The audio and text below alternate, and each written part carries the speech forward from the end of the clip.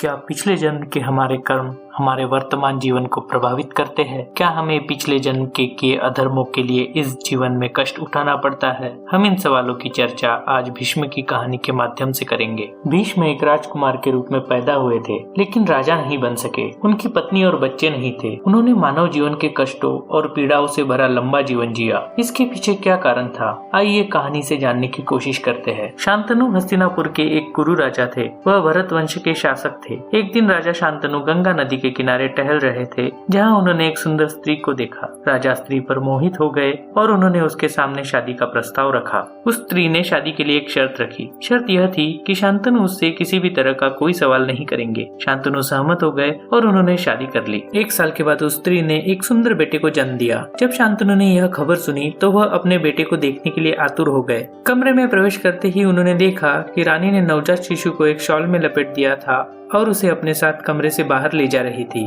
शांतनु यह देखकर हैरान रह गए और पूछने ही वाले थे कि वह कहाँ जा रही है, लेकिन उन्हें अपना दिया हुआ वचन याद आया और वे चुप रहे। रानी नदी की ओर जा रही थी। शांतनु ने उसका पीछा किया और वहाँ उन्होंने देखा कि रानी ने बच्चे को नदी में डुबो दिया है। शांतनु के आश्चर्य और क्रोध की कोई सीमा न रही। वह अपनी पत्नी पर चिल्लाना चाहते थे, लेकिन फिर उन्हें अपना वादा याद आया और उन्होंने रानी से कुछ न कहा। लगभग 1 साल के बाद जब शांतनु अपने पहले बेटे को खोने के आघात से लगभग उबर रहे थे, तब रानी ने दूसरे बेटे को जन्म दिया और इस बार फिर राजा ने अपने रानी को उस बालक के जन्म के तुरंत बाद नदी में डुबोते देखा। शांतनु विरोध नहीं कर सकते थे और रानी से ऐसे व्यवहार के कारण की मांग भी नहीं कर सकते थे। एक के बाद एक रानी ने 7 बेटों को जन्म दिया और हर बार उसने उन्हें नदी में डुबो दिया। राजा अपने वादे से बंधे हुए सब कुछ चुपचाप देखते रहे। जब 8वें बेटे का जन्म हुआ और रानी बच्चे को नदी में डुबोने ही वाली थी, तब शांतनु खुद को रोक नहीं पाए और उन्होंने रानी को रोका। रानी रुक गई और उसने शांतनु को अपने इस विचित्र कार्य का कारण समझाया। उसने बताया कि वह साक्षात गंगा नदी है और ये 8 पुत्र 8 वसु है। एक बार ये वसु ऋषि वशिष्ठ के आश्रम गए थे।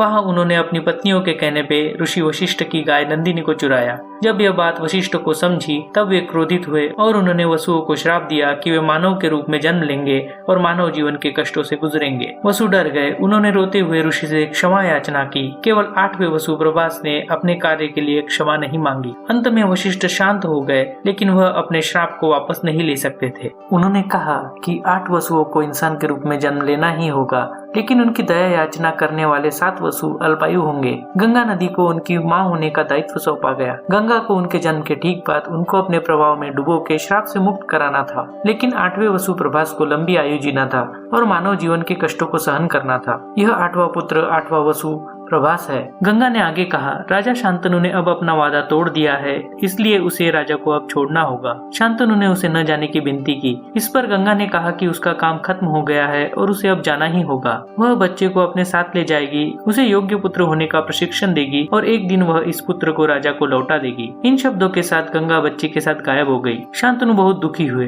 हर दिन वह अपने बेटे और गंगा को देखने की उम्मीद में नदी तट पर जाते। साल बीत गए, लेकिन गंगा वापस नहीं आई। एक दिन जब वह नदी के किनारे टहल रहे थे तो उन्होंने देखा कि नदी का प्रवाह प्रतिबंधित सा प्रतीत हो रहा है। जब वो इसके कारण की खोज करने आगे बढ़े तो उन्होंने देखा कि एक सुंदर युवा लड़के ने अपने बाणों से नदी के प्रवाह को रोक रखा है। शांतनु के मन में जिज्ञासा हुई और वे उस युवा से उसके बारे में पूछने आगे बढ़े। तभी गंगा देवी नदी से प्रकट हुई और उसने शांतनु से कहा कि यह लड़का उनका 8वां पुत्र है। वह अब बड़ा हो गया है। उसने महान ऋषि परशुराम से युद्ध की कला में महारत हासिल की है और ऋषि वशिष्ठ से सभी शास्त्रों और पवित्र ग्रंथों का ज्ञान प्राप्त किया है। आपके पुत्र का नाम देवव्रत है और जैसे कि वादा किया था वह उसे राजा के पास लौटाने आई है। शांतनु आनंद से भर गए। उन्होंने देवव्रत को गले लगाया और अपने महल में ले गए। कुछ वर्ष पश्चात जब देवव्रत ने भीष्म प्रतिज्ञा ली, तब से उन्हें भीष्म के नाम से जाना जाने लगा। अपने पिछले कर्मों के कारण भीष्म को जीवन भर कष्ट सहना पड़ा। यह थी भीष्म की कहानी। अगर आपको यह वीडियो पसंद आया है तो इसे लाइक करें और हमारे चैनल को सब्सक्राइब करें।